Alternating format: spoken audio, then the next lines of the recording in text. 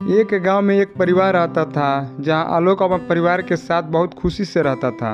उनके परिवार में मां अनसुईया, बहन, बड़ा भाई और उनकी भाभी स्वीटी रहती थी। आलोक खेतों में काम करता था। वह बहुत कम पढ़ा लिखा हुआ था, लेकिन उनका भाई बहुत ज़्यादा पढ़ा था। इस बात के लिए उन्हें घमंड था। वही घमंड उसकी पत्नी में भी था। आलोक खेतों में काम करके घर आकर अपनी भाभी से कहता है, भाभी बहुत जोर से भूख लगी है, थोड़ा खाना दे दीजिए। आज खाने में क्या बना है? देवर जी, मैं आपकी नौकरानी नहीं हूँ। मैं खाना आपके लिए नहीं बनाई हूँ। मैं सिर्फ अपने पति और माँ जी के लिए खाना बनाई हूँ। आप अपने और अपने बहन के लिए खाना खुद बना लीजिए। जब वो देखो भाभी भाभी कह के नौकरानी बनवाने का काम करवाता है। काम करके आलोक भूखे हुए घर आकर चूल्हे पर टेढ़ी मेढ़ी रोटियां बनाता है। तब उनकी बहन निशा कहती है, अरे भैया, आप ये क्या कर रहे हो? मैं बना देती हूँ खाना। आप ऐसे ही थके हो।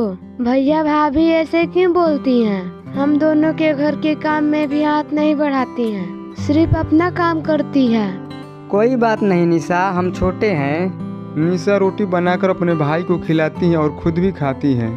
और घर के बड़ी बहू घमंडी होने के कारण सोई रहती थी। उनको किसी से कोई भी मतलब नहीं था। उनको अपनी पति विराट से बस मतलब रखती थी। कभी कभी स्वीटी आलोक को बहुत कुछ सुना दिया करती थी। घर में पैसों की बहुत कमी थी। जहाँ बड़ा भाई बहुत ज़्यादा पैसा कमाता था, लेकिन किसी को भी पैसा नहीं देता था। और छोटा बेटा आलोक खेत में जो कुछ भी उगाता उससे बेचकर अपनी माँ बहन का खर्चा चलाता था। एक दिन उसके खेत के बैगन के पेड़ पौधे सब खराब हो गए थे। यह देखकर आलोक माँ की गोद में लेटकर कहता है, माँ, मैंने कितनी मेहनत की थी, फिर भी मेरे खेत की सारी सब्जियां बर्बाद हो गई। मेरे पास पैसे भी नहीं है, क्या होगा? चिंता मत कर बेटा, तेरा बड़ा भाई पैसे वाला है। उससे पैसे मांग ले और खेती दोबारा कर।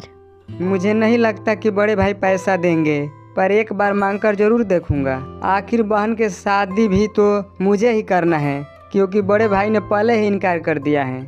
आलोक अपने बड़े भाई से पैसा मांगने जाता है। तभी वह कहते हैं, क्या कहा तुमने? मैं तुझे खेती के लिए पैसे दूं? बिल्कुल नहीं दूंगा। आज तू पढ़ लेता तो तू भी मेरे जैसे कमाता। मैं एक भी पैसा नहीं दूंगा। और मैं और मेरी पत्नी यहाँ नहीं रहेंगे, तुम गंवार लोगों के साथ। कल हम शहर चले जा रहे हैं।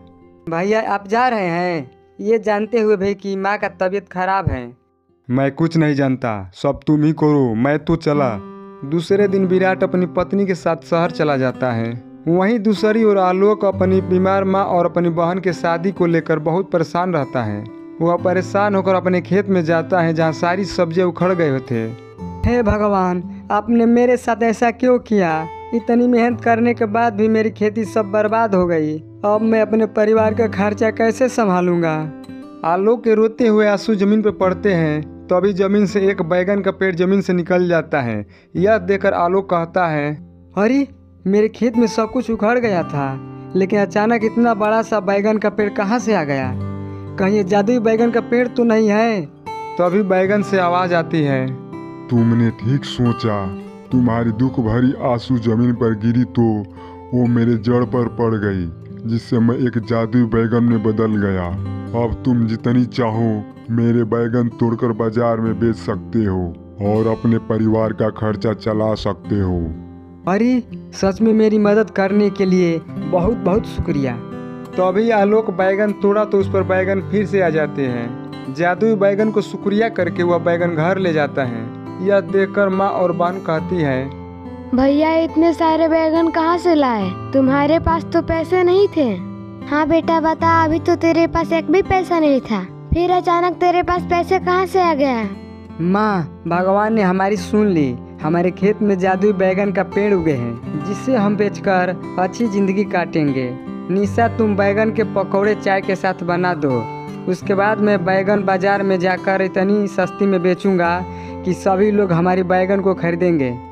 अरे वाह बेटा, ये तो बहुत अच्छा है।